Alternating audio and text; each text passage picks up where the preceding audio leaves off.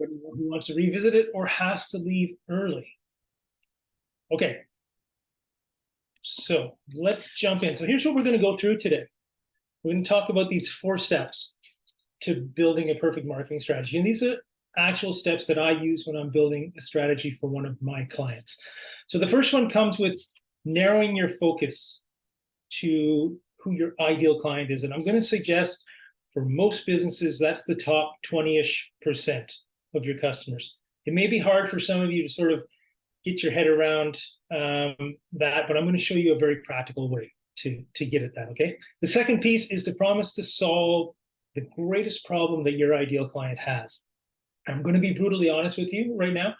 Probably over 90% of you, in fact, 90, 99% of all businesses are talking all about themselves and their products and their services. And I'm going to show you why that's actually a mistake. The third piece is to create an end-to-end customer journey. So we're not really in charge anymore. The buyer is in charge. We have to figure out a way to guide them on the journey that they want to go on. We're going to talk about that. And then number 4 is content. I mean, we're all drowning in content. If there's some of you on the call here today that are creating your own content, you know how much work it is and what a stressor it is. And I'm going to show you actually a way that you can create less content and make it more effective.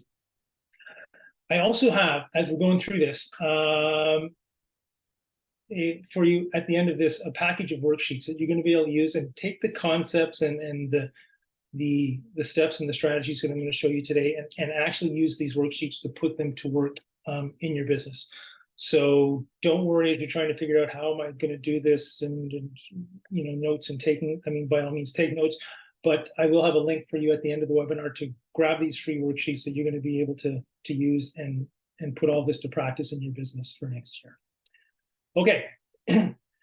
So number 1, step 1 is, narrow your focus to that ideal client, the top 20% of your clients. Now, when I say that, I don't mean that you should just sort of chuck out the other 80%. Absolutely not.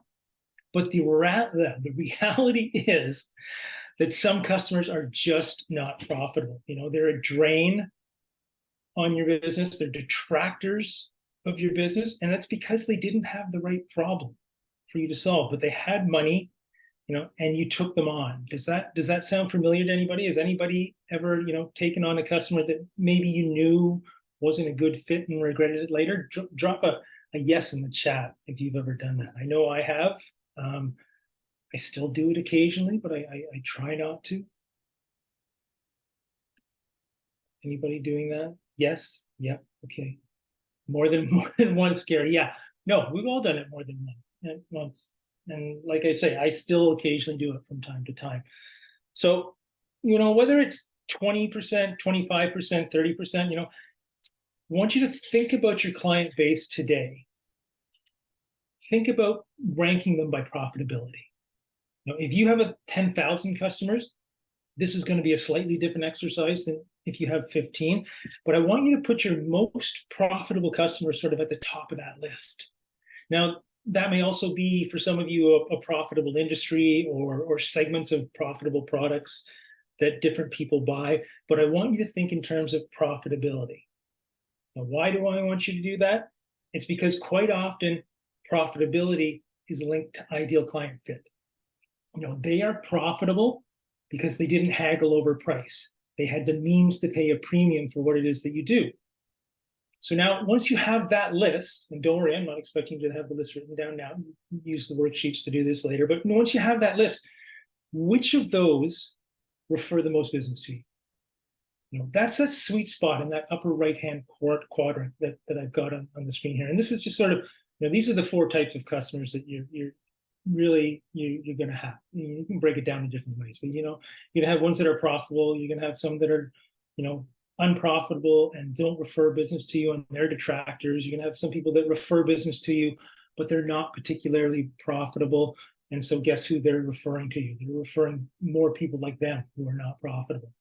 And then you've got that upper right-hand quadrant who are profitable and they're referring more people like themselves, more of your ideal clients. So that's what we want to get at If we can figure out the characteristics of the people in that upper right-hand quadrant, we can do two things. Number one, we can start to go out there and use that language to narrow down how we talk to those people, how we talk about the services that we provide to those people in places like our website, on marketing brochures, when we're at events. The second thing that we can do is, the top 20% of clients with most businesses would love to do more business with you, 10 times more business in a lot of cases. And we all know that it's much easier to do more business with people who already trust us, who are already buying from us, but we all get caught up in that rat race of chasing after the next new client. But if we focused on creating an amazing experience for those clients who already trust us, who are already getting value from us, and who are already profitable and referring business to us, we can actually build our business around serving and attracting them and no one else. So that's the first part of the first step. The second part is identifying those characteristics. How do you identify those people in the marketplace? And I'm going to suggest that those characteristics are really going to fall into three buckets. So there's going to be must-have characteristics. In most businesses, we have customers that must have a certain thing, right? So if you're a remodeling contractor, somebody must own a home for them to do business with you. If you do work or sell something, in your own town, then they must live in your geographic area to do business with you. So there's those must-have things. But you learn as you're in business longer that, there are other aspects. Maybe for that remodeling contractor, it's that both the husband and the wife, work but love to entertain, so they use their home in a different way. We've all had those sales conversations too, talking about the third bucket there, where somebody's explaining their problem and their needs, and we're nodding our heads and we're going, yes, I can help this person. I can solve this problem really quickly. So what are those ideal attributes for your profitable customers? I'll give you an example. For me, in my business, small business owners who participate in their industry, they're in the Chamber of Commerce, they are active in other industry groups. They believe in investing in their business and in the community, and they're in it for the long haul. That's a characteristic of a business, of an ideal client for me. So what are those characteristics for you? And now this may be a good spot if you're trying to figure out, so how am I going to put this all together to give you a quick example of one of the worksheets that's going to be in the package. So this is the kind of stuff that you're going to be able to work through with those worksheets that I talked about, and map out all of these characteristics and get them down. So again, I'll give you the link to those when we get to that end of the presentation. So moving on to the second step, promise to solve a problem. Now here's another cold hard truth for you.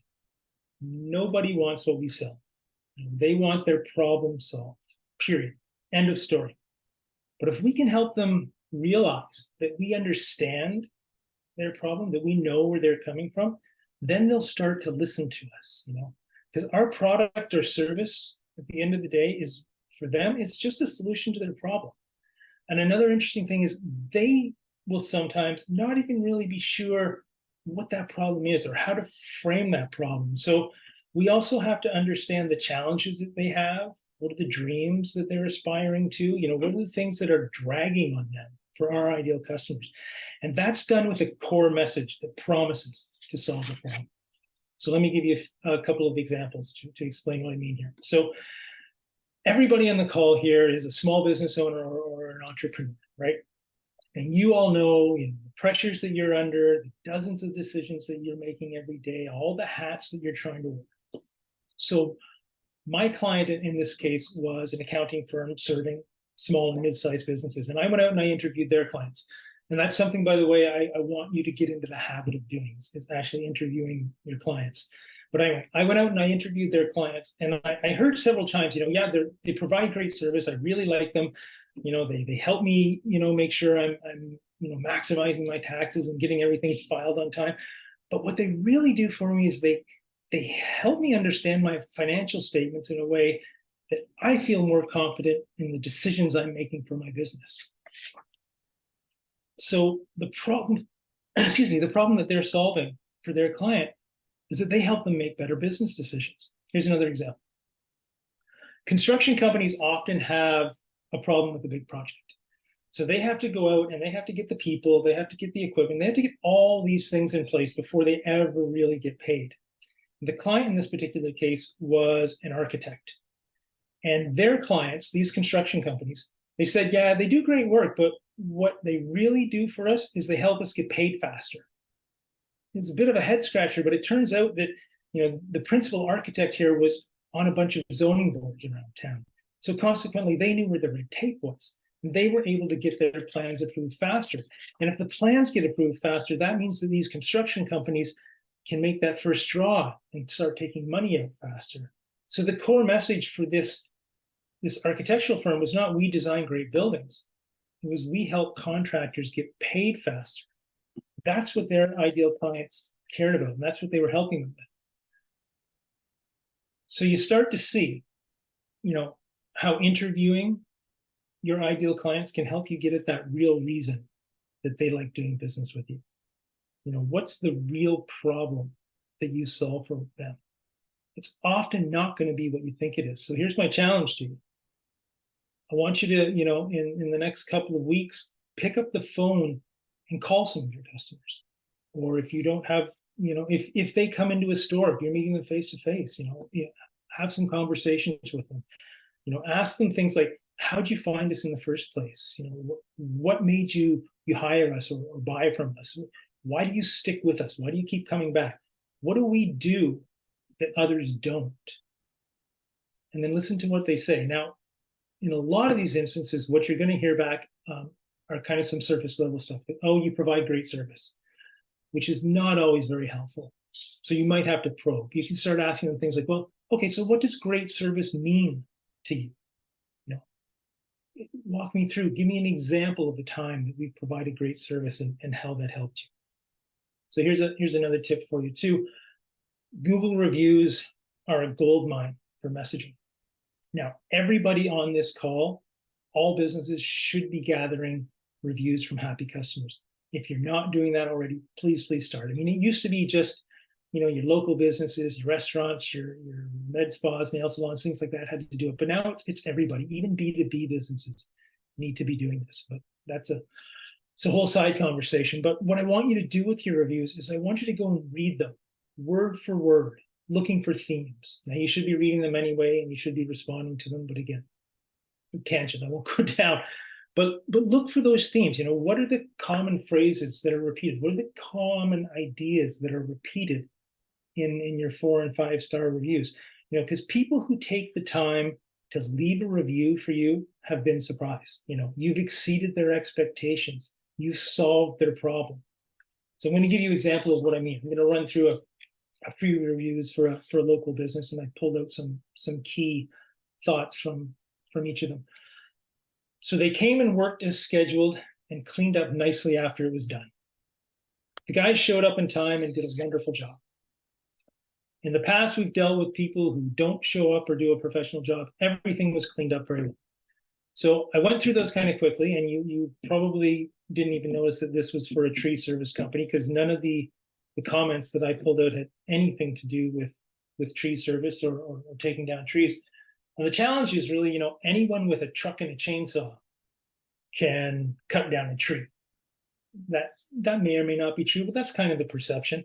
But what people aren't getting from those other companies is somebody who shows up when they say they will and cleans up the job site when they're done. That's the problem that this company was solving for its ideal customer. And now that's above the fold on their website, right? Our promise to you, we'll show up when we say we will, and we'll clean up before we leave. So what's the real problem that you're solving? That needs to be what you lead with in all of your messaging, okay? All right, so that's step 2. So we've talked about, how to figure out who we need to target and how we can get at what we need to craft that core message that speaks to how we solve their biggest problem. Now, the next 2 steps, I'm going to show you how to figure out where to put that message and how to package it. So step number 3 is to create an end-to-end customer journey. Lots of people like me, get up on stages and they talk about the customer journey, write blog posts about the customer journey, but a lot of people are still talking about it kind of like it's a funnel. Like all we have to do is create demand, and we shove all these people through the top of this funnel and work their way through, and at the end, a few spit out customers, and voila, that's the end of the journey. But that's just not the reality anymore. We have to guide people on the journey that they want to go on. So there's a lot of focus though on sort of the tactics around what you need to do to generate those leads and move people through that funnel. And I get it. I mean, there's a lot of pressure on us to do that. I mean, here's a few statistics for you.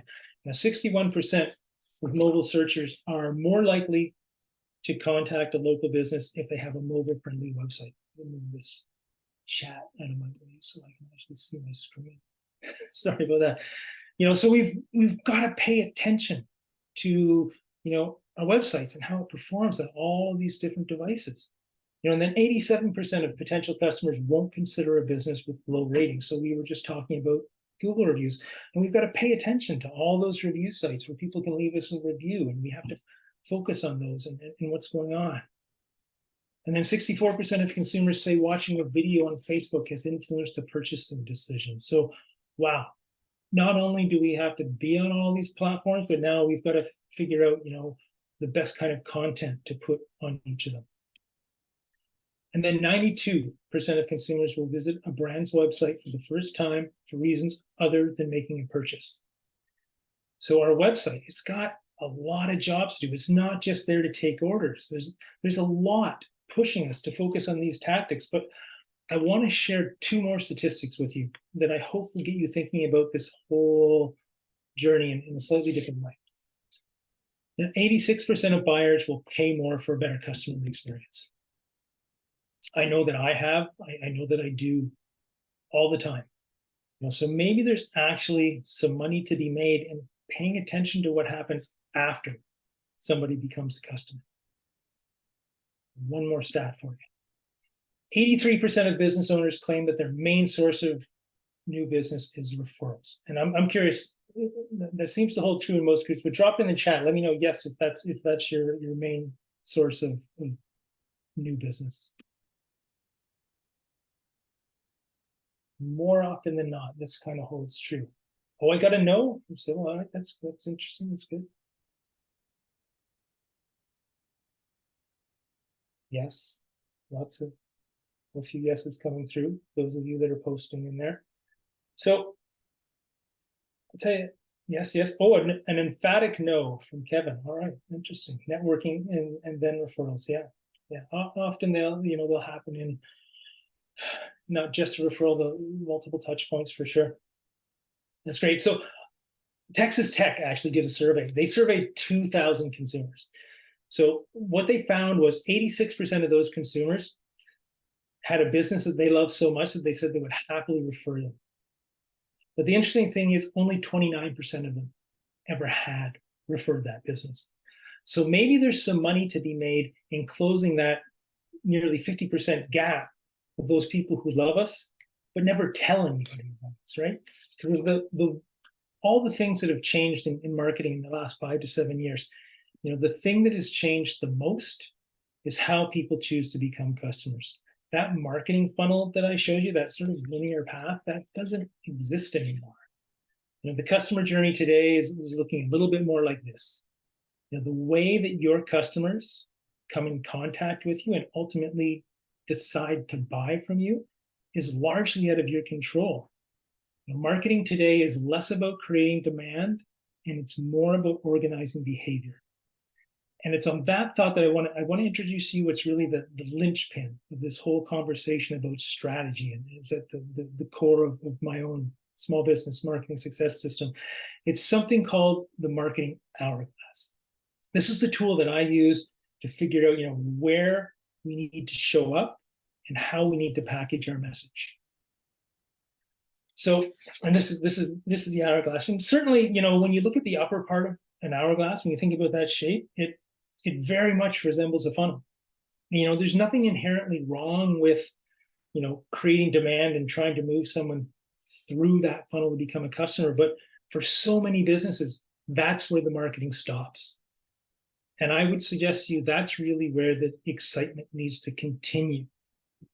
So the 7 stages in the hourglass, and they're more behaviors than traditional stages in a marketing journey. So know, like, trust, try, buy, repeat, and refer. I mean, you don't really have to look much further than your own buying habits to sort of validate that these are behaviors. If I have a problem, certainly I want to come to know who's out there, who can help me solve that problem. What are the answers? What are the possible solutions? And then once I land on somebody who I think might be able to solve that problem for me, what do? We immediately go to their website. So maybe their website, maybe it loads slowly, maybe it looks a little tacky, or the forms don't quite work. So we start to make subconscious snap decisions about liking them before we even decide to buy. We might not even know that we're doing it, but we are doing it. And then trust is where we make a go, no go decision, right? So who else trusts them? Who else have they gotten this result for? Then what can I try? What will it be like to work with them before I hire them, before I make a big investment? I'm not just talking about a 30-day software trial either. A phone call can be a trial. Every engagement, every way in which we come into contact with our ideal customer before they're a customer is a mini trial, whether we choose to look at it that way or not. And then most people like to buy, and most of us have been let down, right? Buyer's remorse is a real thing. So we want that experience to stay really high. And then, if somebody meets my needs, if they've solved my problem for me, next time I've got that same problem, I don't go out looking again. I just go right back to them. And then I think as human beings, we're sort of hardwired to tell other people about a great experience we had, about how we solved a problem. So we need to think about what we're doing at each of these stages to guide our ideal customers through their journey. Okay, so let's break it down a little bit. These first 3 stages, know, like, trust. So we're going to take a drink of water. This is where we really create the relationship. Okay? This is how we attract that ideal customer, by guiding them through these stages and educating them and building trust. That's how we attract people who are going to pay a premium for what we do, and not the people who are going to haggle with us over costs. So when I do workshops on this, I like to ask people, to tell me what are the things that allow, or sorry, that you come in contact with the business before they know about you. So drop that in the chat. Just let me know here, like, before somebody knows about you, how might somebody first become aware of you?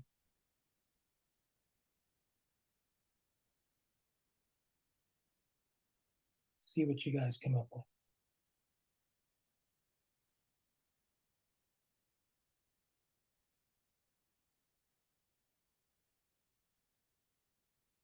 So what was the question? The question was, before people know about you, how do they become aware of you? How could someone discover that you exist as a business when they're looking for that? So word of mouth, social media posts, yeah, LinkedIn. Social media, word of mouth, yeah, 100%. Email, possibly.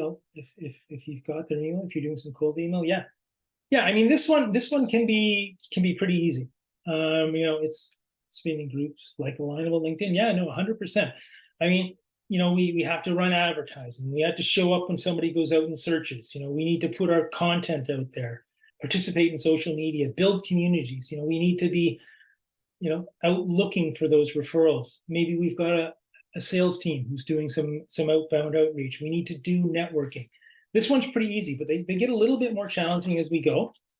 I mean, when we move into like, I mean, that core message is one of the first things that we read, and we're going to say, wow, I really connect with that. Nobody else shows up on time. They're promising to show up on time and clean up when they leave, right? It's the elements of our brand You know, we've all been on those websites where the colors or the graphics kind of just didn't work for us. You know, it's the story that they're telling about their business, the content that they're willing to share, you know, how they participate in social media, even the user experience, right? You know, if a website loads slowly, or you know, forms on it don't work or something like that, you know, that can be an impact. We can start making those subconscious decisions about whether or not we like the business, right? And then next comes trust. Did that show up? Yes, it did. Sorry, my chat was blocking my screen there. So in trust, it's just going to be visual cues. Okay. So do I see logos of companies I know? Do I see the company being featured in publications that I read? Is there social proof? Are there reviews? You know, case studies, the kinds of things that sort of really allow me to say, yeah, this is a legit business. They're working with people I know, people who have the same problem that I have. And then the next two stages of try and buy. This is really where we build that bridge to long-term success. You know, it doesn't happen that, you know, after you get a customer and you just ask them for a referral and that's all there is to it. You know, this process happens in how they become a customer. So you build that bridge. So, you know, what does our try look like? It's all a lot of the standards things. There's a quote request. It could be a phone call, a free evaluation, just the way our forms work, you know, deeper content that I can take away that'll give me a feel for what it's like to work with you. Okay. And then buy, you know, how does that transaction happen? Give some thought to what it feels like to be your customer, to go through that buying process. And then do you have, you know, do you have onboarding? Do you have orientation? One of the real gaps that I see is we think content is just used to get an order. But one of the best uses of content can be after the sale, to teach somebody how to get the most out of what they just paid for. You know, if we do a good job here, this leads to our ability to scale with our clients instead of constantly relying on going out and getting more. Speaking of scaling with our clients, so those final two stages, repeat and refer. So, you know, under repeat, what does your retention process look like? You know, are you continuing to, sorry, chat? Oh, you have to leave early. Yeah, no worries. There is a recording for those of you that have to jump off. What's your, are you continuing to educate them? Do you have special offers for existing clients? And are you cross-promoting, you know, your other products and services? In my experience, if you focus on that top 20% of your client base, 20% of them would do 10 times more business with you. And then 20% of that group might be 100 times, might do 100 times more business with you. If you focus on discovering what else they need and you focus on delivering consistent value, you know, they're going to beg you to solve their other problems. And then referrals, you know, most referrals happen accidentally. So what are you doing to stay top of mind? What are you doing to nurture your champion clients, those people who are already referring business to you? There's a huge opportunity in co-marketing and strategic partner networks, you know, but these all have to be intentional processes that you build into your overall marketing plan. They won't happen accidentally. You know, marketing doesn't end after you run the Facebook ads. You know, marketing doesn't end until somebody is telling other people about your business, is what we need to, the way that we need to think about it. So, you know, the good news here in the past couple of years, you know, it's been, you know, a little bit chaotic with everything going on, but there's never really been a better time to sort of rethink every aspect of your business, because people are hungry for a better and more guided experience. So, okay, let's move on to the final step in the process, and that is content. And lots of people are out there talking about content. You've probably heard the phrases content is king, you know, content is air, you know, and all this content though is really creating a glut out there. There's just so much of it. I've got a dump truck on the screen here because so many businesses just take that content and they back up that dump truck and they flip up the bucket and they just dump it out there without any real strategic goals behind it. And what I'm going to suggest to you is content is not a tactic. Content is the voice of your strategy. And when I say content, I'm not just talking about blog posts. I mean, certainly they are content, but your emails are your content, videos that you create are content, case studies are content, referral events that you have are content. What you do and say at a networking event, frankly, is content. And that content needs to be focused on guiding people through the hourglass stages. Now, each business is going to be a little bit different, and your ideal clients are going to be asking different questions at the stages of your journey. But if we go back through, this is the other way that we use the marketing hourglass is go back through it again from the perspective of what type of content do you need to answer each of your ideal clients' questions at each of these stages. And now remember, those questions the questions they have are going to differ based on what stage they are. The questions I have when I'm just coming to know a business are very different than the questions that I have when I'm thinking about whether or not I want to buy from them. But if you do this properly, content is a tremendous lever to help you guide them on their journey. So in the know area then, we're talking about your landing pages, your blog posts, your core web pages, free tools that you have to offer, social media posts, curated lists. These are all types of content that people are going to consume when they're out there just doing their initial research. And then once they've moved on, what happens when they click on a page? Are there tip sheets? Are there how-to videos? Now we're going to start to say, okay, I hadn't really thought about that angle, but this person really seems to know what they're talking about. And then in the trust category, is the content segmented based on the user or the different types of customers? Does this business seem to understand what my needs are? Are there case studies? Are there webinars, comparison guides? Each of these is a great vehicle to communicate why someone should trust you. And then in try, when they're ready to move on to trying you, is there a master class or something? Maybe there's an assessment they can take. What about free samples that they can get before they jump in? A guarantee, quite frankly, is a very powerful piece of content at the try stage.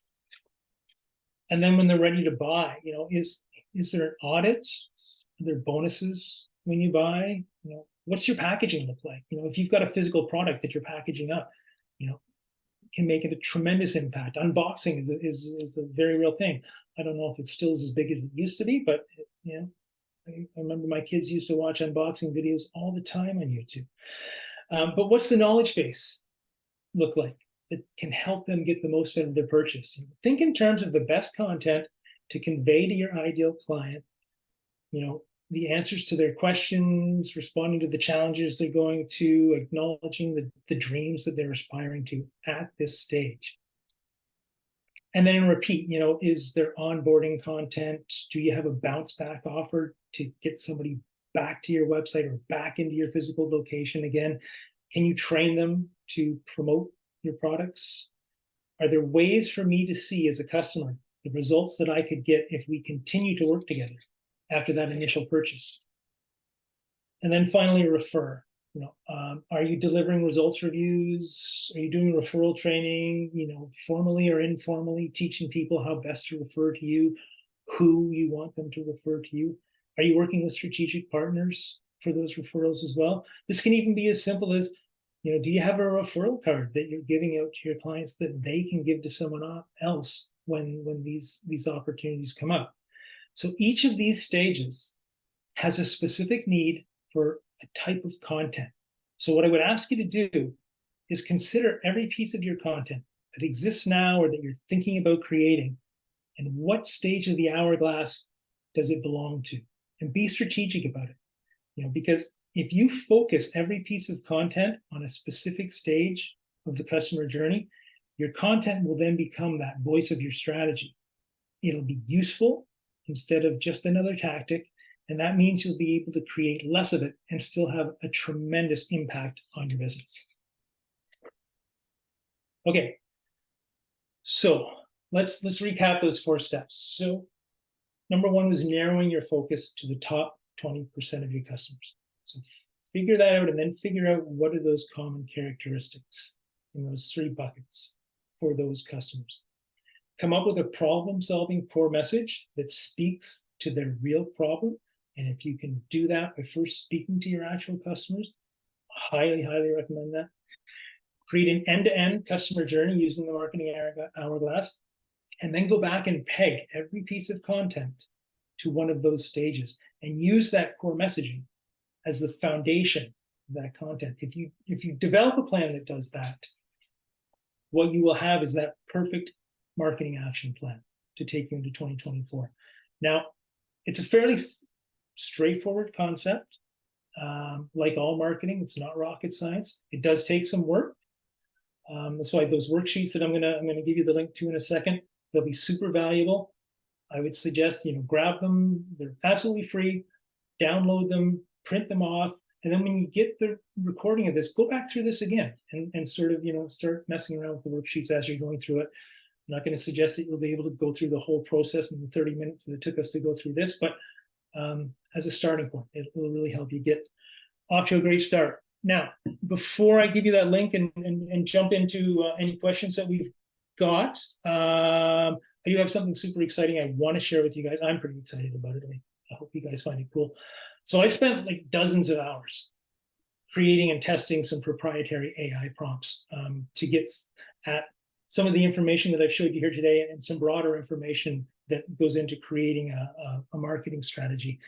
And finally, after all of those hours to work, I've come up with what I believe are a series of prompts that when I add in the details of a specific business, I can generate a pretty impressive marketing strategy. So this is something I'm going to be rolling out soon. I haven't launched it yet, but I wanted to give all of you a chance to be amongst the first to try it out at a pretty great introductory price. Here's how it works. If you're interested, you can scan that QR code there. That's going to take you to a page where you can purchase it for just $97. You're going to get an email to a Google questionnaire that's going to ask you to fill out some information about your business. I input those responses into the proprietary AI prompts and run those. And then we do have it reviewed by a human after the information comes back to make sure everything's shipshape. And then within about 2 business days of you submitting that form, you'll get a Google Doc sent to you with the strategy laid out. So when I officially launch this, I don't know if it'll be before Christmas or I'll wait till the new year. I'm going to be charging $350 for it. But right now, if you want to give it a shot, just for $97, I am limiting that to 1 submission per person at that price. But if it sounds interesting to you, by all means, give it a try. And the worksheets that I talked about, you can get them here. Now, I will drop this into the chat after I stop sharing the presentation too, so that you can grab that link there. And like I said, grab the worksheets. They're free. Download them. Go back, revisit the recording and work your way through them. So that is what I've got for you today. I'm going to stop sharing my screen so that I can drop that link into the chat here. And while I'm doing that, if any of you have questions, just do that sort of hand raising thing in Zoom, and I will sort of call you out and just ask you to, ask your question. There is the link to the worksheets. Those.